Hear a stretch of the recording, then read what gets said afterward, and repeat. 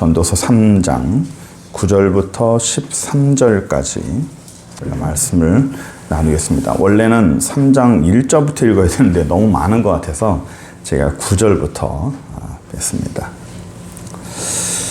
그림을 하나 먼저 봤으면 좋겠는데요.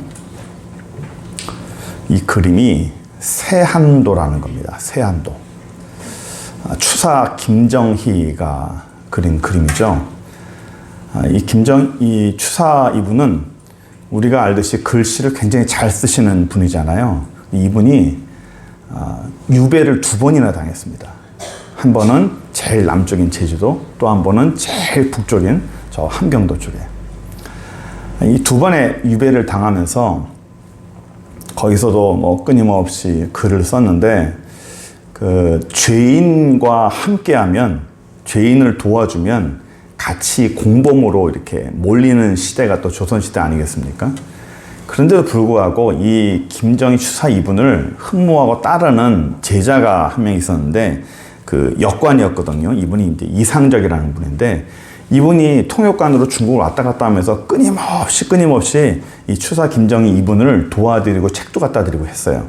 너무 고마워가지고 이분이 그분에게 그림을 하나 그려서 선물했는데, 그게 바로 세한도입니다. 이 세한도는 그 논어에 나와 있는 그 세안 연우지 송백지우라는 그 아주 추운 날 다른 나무의 잎새는 다 떨어지지만 여전히 그 푸름을 유지하고 있는 것은 소나무다. 그래서 정말 추울 때, 인생이 힘들고 추울 때 그 잎사귀가 있는 것은 바로 소나무뿐이다. 그러니까 내가 가장 힘들 때 내 옆에 있는 사람이 정말 귀한 사람이다라는 그런 뜻으로 그 세안도를 그렸어요. 그러니까 가운데 집이 있고 양쪽에 나무가 있습니다. 늙은 나무지만 굉장히 자기를 표현하고 있는 내용이에요. 굉장히 단순하죠. 한겨울에 추위가 감돌고 있지만 이 추운 겨울날 여전히 변함없이 푸르름으로 나를 지켜주고 있는 몇 안 되는 그 나무들, 너무 감사하다는 그런 의미로 하고 있는데, 이 세한도, 이 한자로 추운 시절, 그런 뜻을 말하고 있습니다. 제가 이 세한도를 왜 보여드리냐면, 저는 오늘날 우리가 살고 있는 이 시절이 이 세한도하고 너무 똑같다라는 생각을 참 해요. 요즘 보면서 더 많이 그런 생각이 듭니다. 저는 부산에 와서 얼마 후에 하나님이 그 요한계시록을 그 강의, 교회에서 이렇게 가르치라고 새벽기도마다 못 살게 부르셔가지고, 뭐 알아야 뭘 성도들을 가르치죠. 뭐 아시겠지만 가르치는 사람은 최소한 150%, 200%는 알아야 한 7, 80%를 전달해 주는 건데, 내가 모르는데 어떻게 전달해 줍니까? 그래서 제가 맨날 한 달을 제가 거부해서, 모릅니다. 하나님, 저 모릅니다. 계속적으로 얼마나 못 살게 구는지 그냥 알았다고 해서 겨우 해서 이제 매년마다 이제 요한계시록 하면서 제 온 피부에 와닿는 거예요. 아, 주님이 오실 날이 정말 가까웠구나. 그것이 어떤 그냥 종말이야 라고 안 하고 이론적인 느낌이 아니라 온몸으로 느껴요. 온몸으로. 그런데 그게 저만 느끼는 게 아니라 우리 그 수영역의 원로 목사님도 똑같은 말씀 하시더라고요. 정말 가까운 걸 자기가 느낀다고. 그 말에 정말 공감을 합니다. 뭐 세상을 봐도 물론 그렇지만, 사람들이 뭐 국제 정세도 보고 우리나라도 보고 뭐 정치나 사회 문화를 봐도 뭐 인내심도 없고, 뭐 나와 다른 무조건 다 적이고, 뭐 가다가 뭐 마음에 안 든다고 사람들 막 죽여버리고, 뭐 화난다고 도끼 들고, 며칠 전에는 화난다고 도끼 들고 사람을 막 찌르려고 그래가지고 희한한 세상이 됐어요.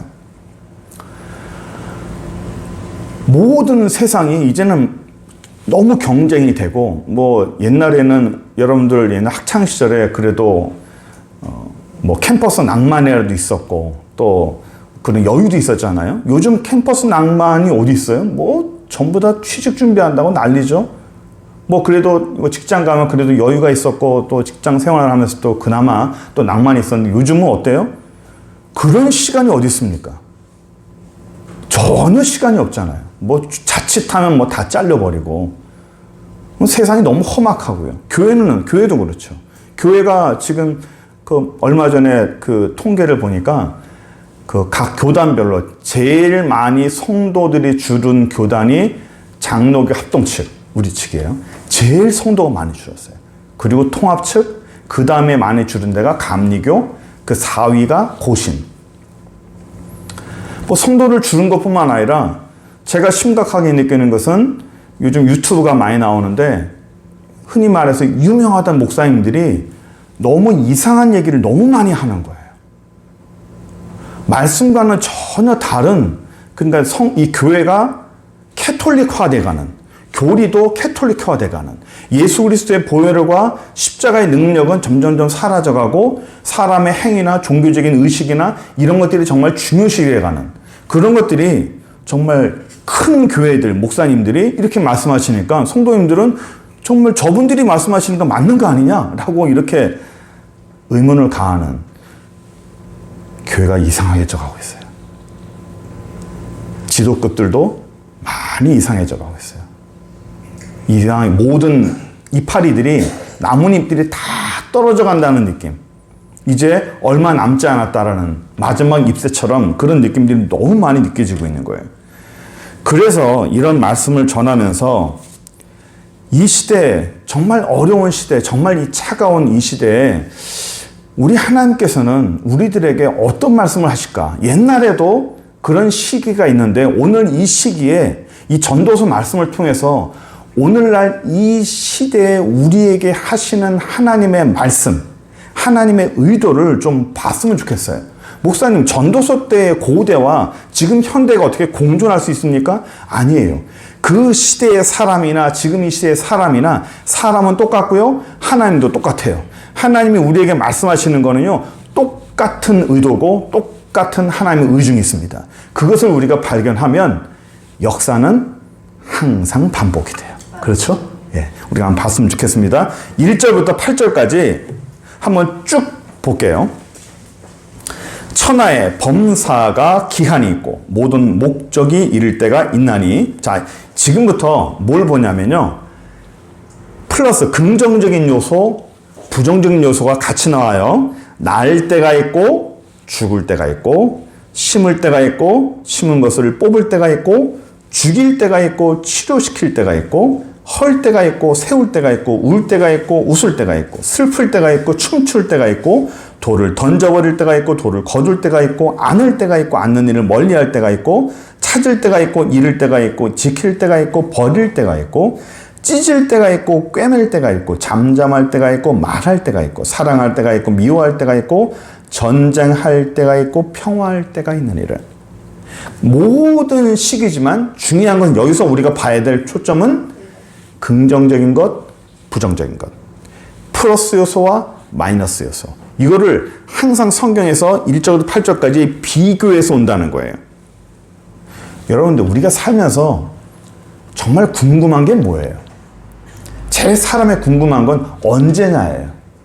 언제? 어떻게? 그것이 언제쯤 될까요? 그것이 어떻게 될까요? 이게 사람들이 궁금해하는 거예요. 이거는 예수 믿는 사람뿐만 아니라 모든 사람들 다 궁금해요. 언제쯤이요? 어떻게요? 그래서 사람들이 그 언제냐, 어떻게냐, 그 궁금한 걸 해결하려고 뭐 하는 줄 아세요? 점집에 가요. 점집에 가서 사주 카페 가서 이게 언제쯤 돼요? 어떻게 돼요? 물어보는 거예요. 왜 모르니까. 가면 좀 뭔가 알 수 있을 것 같아서. 일단 뭐 결론부터 말하면 가는 분은 없겠죠. 제가 우리 성도님들한테 우스갯소리를 한 게 제가 부교육자 때 그 성가대석을 정리하다가 그 엘토석에서 부적을 찾은 거예요. 부적이 떨어진 거예요. 놀래가지고 주워가지고 이거 내가 잡아버려야겠다. 그래서 목사님한테 달려가서 목사님 이 부적이 찾았어요. 이거 당장 잡아가지고 혼내야 됩니다. 목사님 입 다물어라. 찾으면 뭐 할 거예요? 그렇죠? 예. 우리 예수 믿는 사람 사실 궁금한 건 많아요. 궁금한 거 많은데 결론부터 말하면 맞느냐? 맞는 것도 있고 틀리냐? 틀린 것도 있어요. 그러면 목사님 그래도 맞는 건 낫지 않습니까? 제가 철학과 출신이잖아요. 저희 노 교수님이 매년 여름마다 주역 강의를 해요. 그러면 그 150명 차는 그 강의실에 이 엑스트라 의자까지 놔가지고요. 그 강의실이 꽉 찹니다. 돈 내고 강의 듣는 거예요. 그런 사람들이. 주요 강의를 다 하는 거예요. 그러면 거기서 이제 하는 말이 뭐냐면 10명 중에 3명만 맞추면 돼요. 둘, 셋만 맞추면 됩니다. 둘, 셋만 맞추면 나머지 둘, 셋이 소문을 내는 거예요. 용하다고. 용하다고. 그러면 더 유명한 사람 어떤 정도냐? 절반 맞추는 게 쉽지 않은데 절반 이상을 맞춰버리면 그 사람은 진짜 유명한 사람이 돼요. 그럼 절반 이상은 어떻게 맞추냐? 눈치가 빨라야 돼요. 눈치가 빨라서 입심이 좀 좋으면 그 사람을 이렇게 땡기면 경력으로 그렇게 하는 거. 그건 뭐 여러분들 가르칠 필요 없고. 맞을 수도 있고 틀릴 수도 있어요. 요즘 뭐 사주 카페 요즘 하죠. 그리고 요즘 이 젊은 사람들의 화두가 뭔지 아세요? MBTI. 요즘 광고도 나와. MBTI 과학입니다. 라고. 제가 학창 시절 때 젊은 시절의 MBTI와 지금의 MBTI가 같을까요? 정반대입니다. 완전히 반대입니다. 지금의 모습은요, 만들어진 겁니다. 하나님이 저를 만들었어요. 또 제가 필요해서 했어요. 그게 이제 굳어진 겁니다. 그럼 타고난 거냐? 제가 이 얘기 왜 하냐면, 그거를 딱 듣게 되면 거기에 고정화가 돼요. 나는 이런 거야. 나는 이런 팔자야. 나는 이런 사주를 갖고 있어. 그런데 나는 이게 조심해야 돼. 그게 자기가 고정화가 돼요. 또 그게 모르면요, 알면은 자꾸 사람이 불안하거나 또는 교만해집니다. 그래서 안 듣는 게 차라리 나아요. 그냥 하나님이 알게 하는 거죠. 뭐 좀 있으면 우리가 말씀을 하겠지만 모르는 게, 내일을 모르는 것이 우리의 삶에 훨씬 이익입니다. 뭐 알면 목사님 좀 재밌지 않겠어요? 안 재밌어요. 안 재밌어요. 11절 한번 잠깐 볼까요? 하나님이 모든 것을 지으시되 때를 따라 아름답게 하셨고 사람에게 영혼을 사모하는 마음을 주셨느니라. 그러나 하나님이 하시는 일의 시종을 사람으로 측량할 수 없게 만드셨다. 모든 때를 만들고 아름답게 하셨다고 그래요. 근데 아까 우리가 1절부터 8절까지 볼 때 긍정의 요소와 부정의 요소가 있잖아요. 그렇죠? 뭐 때릴 때도 있고 맞을 때도 있고 이런 부정인데 이 부정적인 것도 성경에서는 아름답대요. 부정적인 게 왜 아름다워요? 그거는 좋은 게 아니잖아요. 그런데 하나님은 그것도 아름답고 좋은 거래요. 죽을 때, 뽑을 때, 울 때, 슬퍼할 때, 잃을 때, 버릴 때, 찢을 때, 전쟁할 때 이 모든 것도 전부 다 부정한 것도 아름답게 만드셨다는 거예요. 이게 왜냐하면 이런 부정한 것이 안 좋은 마이너스 요소가 내일의 생활에서도 내일의 삶에서도 똑같이 부정한 걸로 끝나지 않는다는 거예요. 오늘의 부정이 내일의 부정이 될 수 없어요. 오늘의 마이너스 요소가 내일의 마이너스 요소가 될 수 없다는 거예요. 왜냐하면 하나님이 하시는 일의 시종을 측량할 수 없게 하셨다라고 그랬잖아요. 그렇죠? 전도서 7장 14절 잠깐 볼까요? 형통한 날에는 기뻐하고 앞에 보세요. 곤고한 날에는 생각하라. 하나님이 이 두 가지를 병행하게 하사 사람으로 그 장래일을 능히 헤아려 알지 못하게 하셨느니라. 장래일을 알지 못하게 했어요. 우리가 장래일을 알면 얼마나 좋을까요? 뭐 드라마나 영화나 사람 가운데서요, 미래를 가고 싶은 게 많은 거예요. 미래를 가서 좀 내가 어떻게 됐으면 하는지 보고 싶고, 또는 과거로 가서 내 인생을 좀 바꾸고 싶고, 이게 사람의 마음 가운데 있는 그런 욕구입니다. 바꾸면 좋을까요? 미리 가서 알면 좋을까요? 연인들이 왜 긴장감 있는 줄 아십니까? 왜 그렇게 상처받고 그렇게 안달복달하고 그런 줄 아십니까? 모르기 때문에 그래요. 이 여인과 이 남성과 내가 결혼을 할 수 있을까? 내가 될 수 있을까? 아슬아슬한 겁니다. 그래서 서로 애타게 사랑하는 거예요. 근데 알잖아요? 이제는 결혼하고 알잖아요? 애탄 게 없어요. 모르니까요. 결정이 돼버리면 애타는 마음이 없습니다. 알면은요, 간절함이 없어요. 하나님이 우리 인생에서 무언가를 알려주시면 내가 스트레스가 없을 것 같죠? 하나님 앞에 감사가 없습니다. 우리 하나님은 우리 인생에게 뭘 요구하시는지 아세요? 나한테 감사해. 나한테 영광 돌려. 뭐 하나님이 그래? 뭐 이렇게 감사를 받기 좋아해서? 뭐 이렇게 사람한테 억지로 영광 받으려고 그래? 아니에요. 하나님은 그러세요. 굉장히 좋아하세요. 사람과는 달라요. 하나님은 우리 입술을 통해서 하나님께 영광 돌리는 건 너무 좋아하세요. 우리 하나님 앞에 감사하는 건 너무너무 좋아하세요. 그래서 우리 인생이 하나님께 감사 받는 걸 하나님은 목적으로 해요. 하나님께 영광 돌리는 건 하나님은 좋아하세요. 그래서 우리의 삶이 하나님께 영광 돌리도록, 하나님께 감사하도록 모든 걸 다 만들었어요.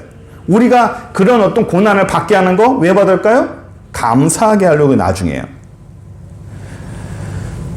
시편 37편 27절 보시면 이런 말씀이 있어요. 여호와께서 사람의 걸음을 정하시고 그 길을 기뻐하신다고요. 사람의 걸음을 정하시고 그 길을 기뻐하세요. 우리가 지난주죠? 지난주부터 그 전까지 한 달인가요? 한 5주 동안 하나님의 나라와 사단의 나라라고 하는 이런 주제로 설교를 한 4번 했나요? 5번 했어요. 거기서 보았듯이 빛이 먼저 옵니까? 어둠이 먼저 옵니까? 어둠이 먼저 오는 거예요. 하나님 나라의 시간은 어둠이 먼저예요.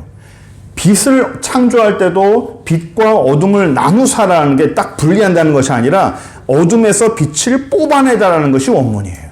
그리고 모든 것은 저녁이 되며 아침이 되니 하나님의 사람들도 전부 다 내가 너와 함께 할 거야, 내가 너의 사람이 될 거야 라고 시작하는 순간에 뭐가 떠요? 해가 뜨는 것이 아니라 해가 지기 시작하는 거예요.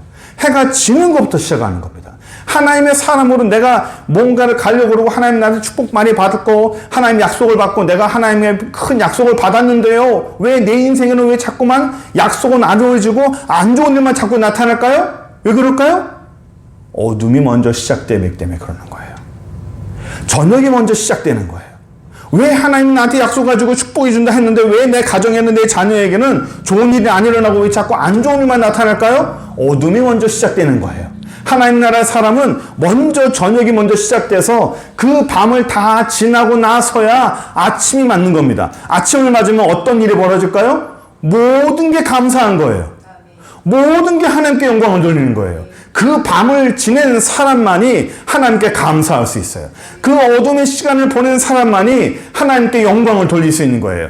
성경에 나타나는 그 어떤 사람도, 오늘날에 있는 모든 하나님의 사람도 어둠을 지내지 않고 하나님의 사람으로 등극한 예가 없어요.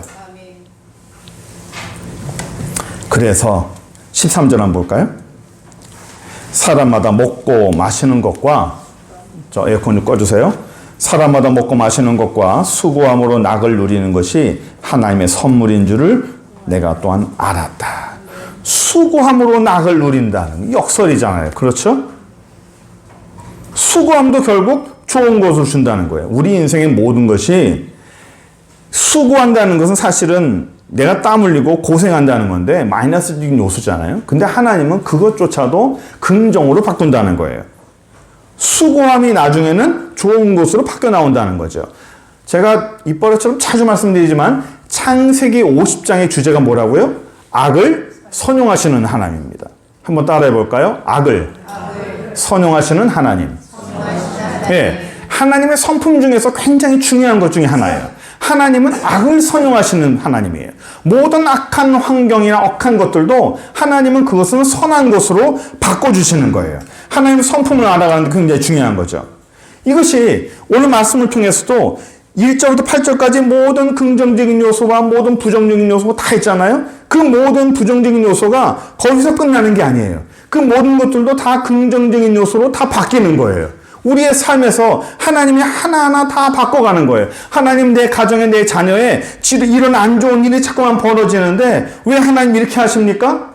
왜 가정에 하나님 우리 가정을 이렇게 축복해 준다 하셨고 내 자녀를 축복해 준다 했는데 왜 이런 일이 벌어지지 않고 엘리야의 그런 기도처럼 요만한 구름조차도 뜨지 않는 거예요. 차라리 구름이나 떴으면 좋겠는데 우박이 내리고 비가 내리고 번개가 치는 겁니다. 왜 하나님의 말씀과 정반대의 일이 이렇게 일어납니까? 왜 그런 거예요? 아직 해가 안 뜬 거예요. 아직 밤이 지나가고 있는 거예요. 하나님의 사람은 하나님이 택하고 내가 너와 함께 할 거야. 내가 너의 손 잡고 갈 거야. 내가 너와 함께 이 길을 갈 거야 라고 하나님이 약속을 함과 동시에 너 나와 함께 가자 라고 시작함과 동시에 무슨 일이 벌어져요? 이 내가 가야 할 그 길에 가로등이 탁탁탁탁탁 꺼지기 시작하는 거예요. 해가 떠야지. 불이 켜져야죠. 조명을 켜주셔야 이게 정상이잖아요. 그러나 하나님의 사람은 불부터 끄기 시작하는 거예요. 정반대의 일이 일어나기 시작하는 겁니다. 그 밤을 잘 보내야 되는 거예요. 제일 힘든 밤을 잘 보내야 되는 거예요. 우리 남자분들 말씀하셨지만 이 남자들 밤에 근무 쓸 때 밤샘 근무할 때 정말 어렵거든요. 정말 몸이 힘들어요. 뭐 여러분 밤새 보셨겠지만 2시부터 3시, 4시 얼마나 몸이 아프고 힘듭니까? 제일 고통스럽잖아요. 제일 힘든 시간이 언제예요? 해 뜨기 전이에요. 해 뜨기 전에 제일 힘들어요. 언제 해 뜰까? 특히 겨울에는요. 해가 뜨기를 정말 간절히 바랍니다. 왜냐하면 너무 추우니까. 해가 뜨면 몸이라도 좀 녹일 바라서 해 뜨면 언제쯤 해 뜰까? 언제쯤 해 뜰까? 해 뜨면 이제 시작될 텐데 해가 뜨면 이제 길이 보이기 시작하는 거예요. 해가 뜨기 전에는 길도 안 보여요. 저게 뭔지도 몰라요. 어디로 가야 될지 몰라요. 앞도 안 보이고 캄캄합니다. 그러나 해가 뜨기 시작하면 이제서야 내가 선 데가 어디 있는지, 내가 현재 어디에 서 있는지, 내가 어디에 가야 되는지, 어느 길을 가야 되는지 그제서야 보이기 시작하는 거예요. 그러면 모든 게 감사해요. 사람이 겸손해집니다. 밤을 지내지 않은 사람은요, 겸손해지지 않아요. 밤을 보내지 않은 사람은요, 하나님이 그 사람을 사용하지 않습니다. 목사님, 저는요, 하나님이 나를 사용하지 않아도 밤은 보내기 싫어요. 그러면 어떤 일이 벌어지냐면요, 어디죠? 9절의 일이 벌어져요. 하나님의 사람이 아닌 사람이 하는 것을 제가 한번 보여드릴게요. 일하는 자가 그의 수고로 말미암아 무슨 이익이 있으랴. 이 구절은요, 지난번에 어떤 그 집사님 한 분이 저에게 굉장히 간절하게 기도하는 거예요. 막 부탁을 하는 거예요. 하나님, 제가 돈을 정말 많이 벌었으면 좋겠습니다. 그리고 굉장히 열심히 일하세요. 그냥 잠시도 쉬지 않아요. 왜? 돈을 좀 많이 벌고 싶어서. 정말 돈을 많이 벌고 싶어서. 그래서 하나님의 축복을 받아서 자기는 돈 많이 버는 게 소원이래. 그래서 제가 어떡합니까? 같이 기도해 줘야죠. 하나님 앞에 돈 많이 버는 게 소원이라는데 불쌍히 계셔서 돈 좀 많이 벌게 해주세요. 라고 했더니 하나님이 주신 말씀이 바로 9절이었어요. 9절 하시면 뭐라고 하시냐면, 일하는 자가 그의 수고로 말미암아 무슨 이익이 있으랴. 이 말이 뭐냐면, 저한테 이렇게 딱 주시면서 다 이해를 시켜주더라고요. 사람이 우리가 돈을 벌려면 내가 어느 곳에 100이라는 에너지를 쏟잖아요. 땀과 에너지에 100을 쏟습니다. 100을 쏟아내요. 그리고 내가 뭘 벌죠? 100이라는 걸 벌어요. 100을 쏟아내고 100을 벌면 얼마 버는 거죠? 0이에요. 사람이 자기가 애쓰고 노력하고 땀 흘리고 나의 모든 에너지를 쏟아놔서 그나마 100이라도 벌면 0이라도 되면 다행이에요.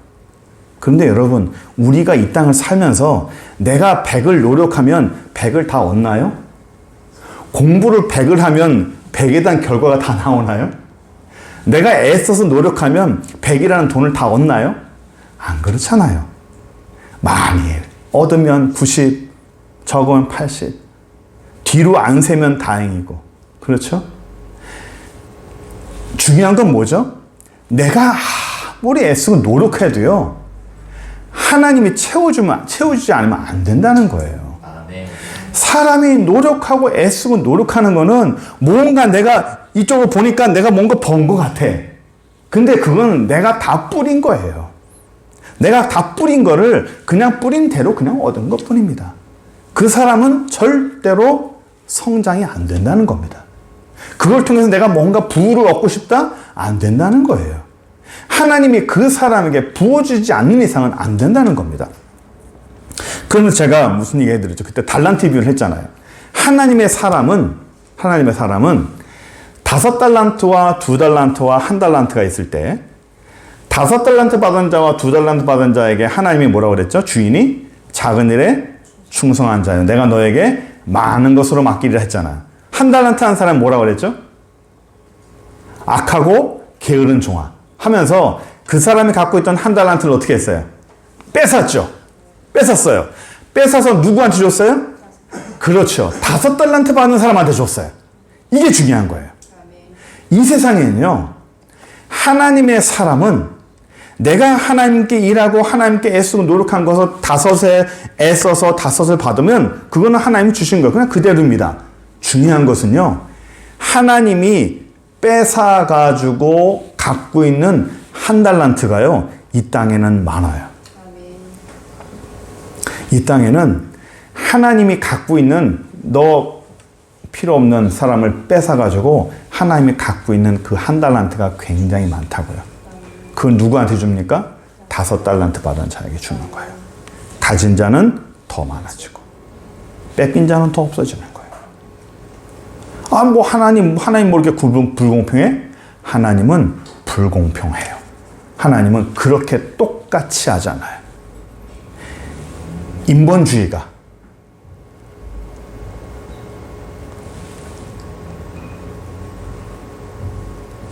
하나님의 그런 나라가 아닌 이런 유물론은 모든 것을 똑같다고 해요.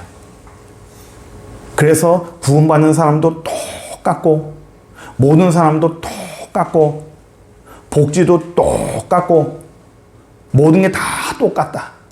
아니에요. 하나님 나라는 달라요. 하나님은 하나님의 사람과 하나님의 사람이 아닌 사람과 구별합니다. 빛과 어둠을 구분하고 하나님의 사람과 사단의 사람을 구분합니다. 천국과 지옥을 구분하고 성별합니다.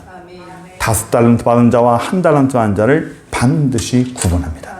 그래서 이 땅을 살아갈 때 하나님이 원하는 것은 하나님의 사람이 하나님 앞에 하나님의 뜻대로 빛 가운데 살면서 내가 어떤 1절부터 8절까지 범사의 기한이 있고 때가 있는데 내가 세한의 시절을 지난다 할지라도 내가 추운 겨울날을 지난다 할지라도 그 추운 겨울날이 계속적으로 진행되지 않는다는 거예요. 내가 깊은 밤을 지나고 있을지라도 그 밤이 계속되지 않는다는 겁니다. 그 밤이나 그 세한의 추운 시절은 반드시 끝이 나고 언제가 되는 거예요? 아침이 반드시 온다는 겁니다. 그 시절을 반드시 지나고 나면 하나님이 그 사람과 함께하고 이제부터는 하나님 앞에 감사할 일만 남았고 하나님 앞에 축복받을 일만 남은 거예요. 이게요, 참 신기한 것은 추우면 추울수록 그 다음에 오는 따뜻함이 훨씬 강해요.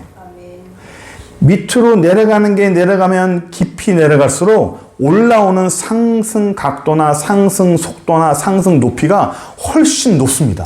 이게 참 신기하고 참 재밌는 것인데 우리는 사실 인생을 살면서 이런 부정적인 요소나 부정적인 환경을 사실은 별로 겪고 싶지 않아요.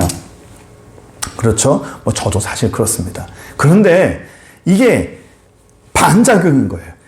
깊으면 깊을수록 올라가는 게 많고 추우면 추울수록 하나님이 주시는 축복이 많고 사단의 시험이 많으면 많을수록 사단의 방해가 많으면 많을수록 하나님의 축복과 은혜는 훨씬 강한 거예요. 우리가 하나님 나라와 사단의 나라를 배우면서 우리가 했죠. 하나님 사단의 나라는요, 사단은 절대로 하나님의 사람이 제대로 가게끔 가만두지 않는 거예요. 혼자서 그냥 달려드는 게 아니라 어떻게 한다고 그랬죠? 절대로 달려든다고 그랬죠. 어떻게든 그 한 사람을 넘어뜨리기 위해서 사단은 전술을 쓰고 전략을 쓰고 모든 작전을 다 쓰는 거라 했죠. 한둘이 작전하는 게 아니에요. 그 하나를 넘어뜨리기 위해서 사단은 수십 명이 작전 회의를 하고 그 하나하나가 하는 일이 다 다르다 했어요. 그래서 그 하나를 쓰러뜨리기 위해 쓰는 거예요. 왜? 하나님의 나라에 하나님의 사람을 어떻게든 방해하기 위해서. 그러나 하나님의 사람을 어떻게 한다 했어요? 반드시 이긴다 했어요. 처음에는 져요, 이겨요? 져요. 처음에는 지는 것 같아. 왜? 하나님의 나라는 항상 어둠이 먼저 그 세력을 점령하기 때문이에요. 그래서 도로에서도 사고가 나면 앰뷸런스나 소방차나 경찰차가 오기 전에 뭐가 제일 먼저 오는 줄 아세요? 견인차가 제일 먼저 와요. 걔네들은 부르지도 않았어요. 부르지도 않았는데 어떻게 하는지 제일 먼저 와서 딱 뒤를 대고 있어요. 우리 인생에서도 하나님의 은혜가 오고 하나님의 축복이 오고 하나님의 성품이 오고 하나님의 말씀이 오기 전에 뭐가 제일 먼저 오는 줄 아세요? 은혜가 오기 전에 사단이 먼저 와요. 어떻게 알고 먼저 오는지, 내가 하나님 앞에 옳은 생각을 하고 내가 하나님 앞에 선한 생각을 하고 내가 하나님 앞에 결단을 하고 내가 주님 앞에 이렇게 해야겠다라고 생각만 했을 뿐인데 아직 발걸음을 옮기지 않았는데 어떻게 알았는지 사단이 조직적으로 찾아와서 나를 방해하고 나를 넘어뜨리려고 하고 어떻게든 나를 주저앉히려고 하는 것이 누구예요? 사단인 거예요. 그 사단의 나라는 절대로 만만치 않게 우리를 달려들 겁니다. 그러나 우리는 그 어둠을 지지 않아요. 우리는 그 어둠의 세계에 밀리지 않아요. 질 것 같아. 밀릴 것 같아. 그러나 하나님의 사람은, 하나님 나라는 절대로 지지 않아요. 아멘. 절대로 밀리지 않아요. 아멘.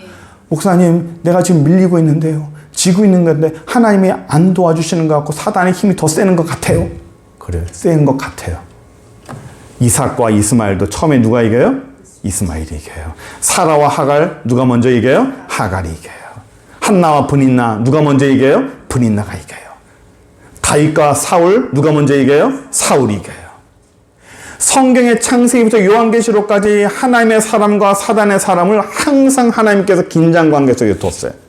이 두 관계를 항상 하나님은 처음에 하나님의 사람이 항상 지는 것처럼 맨 처음에 밀리게 만들어놔요. 다윗이 평생을 도망자로 살았어요.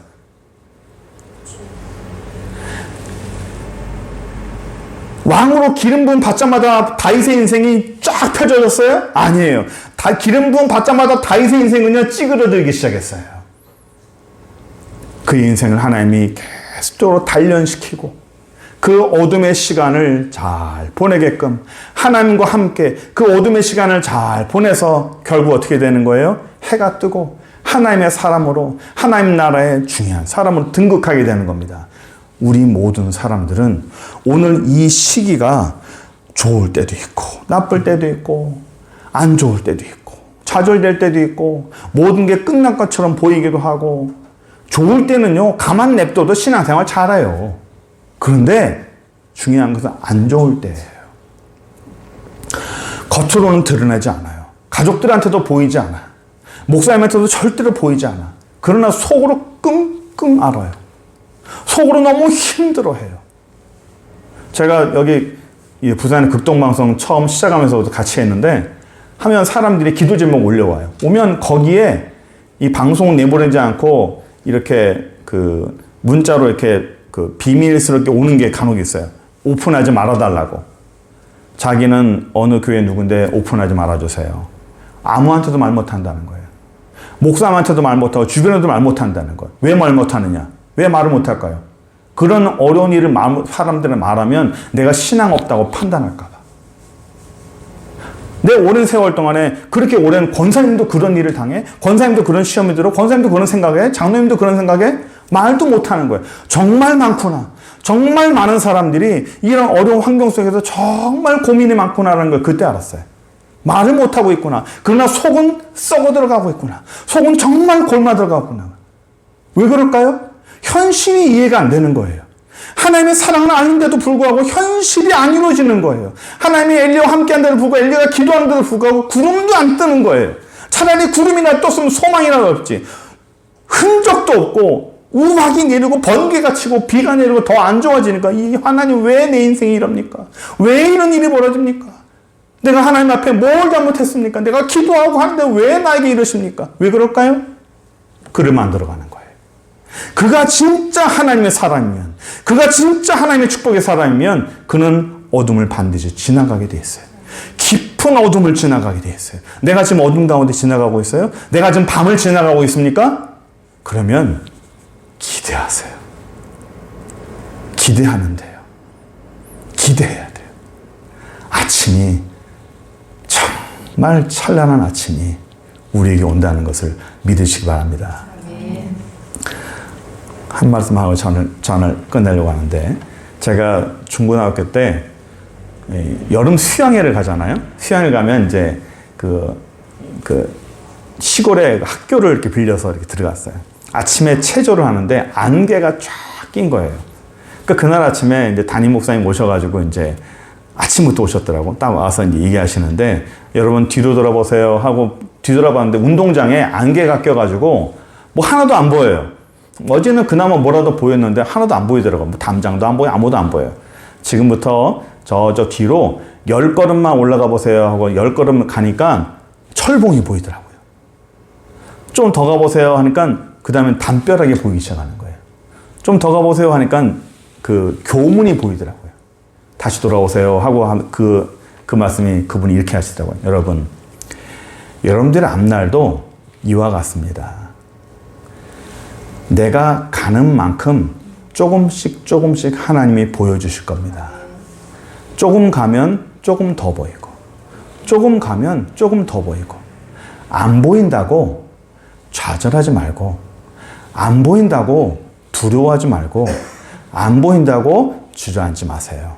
앞으로 여러분들의 인생은 이와 같을 거지만 조금 있으면 안개는 다 거치고 모든 게 다 보일 겁니다 라는 말을 지금도 생생히 기억을 해요. 우리의 삶은 똑같아요. 어떤 부정적인 요소든 어떤 긍정적인 요소든 우리의 삶이 어떤 계절이든 추사 김정희처럼 세안도에 나타나는 그런 집에 내가 살지라도 하나님은 우리 인생을 반드시 선한 길로, 하나님의 사람은 반드시 하나님 책임지고 인도한다는 걸 우리 마음 가운데 확신을 가지고 믿으면 우리가 오늘을 힘있게 승리하는 저와 여러분들이 바랍니다. 기도하겠습니다.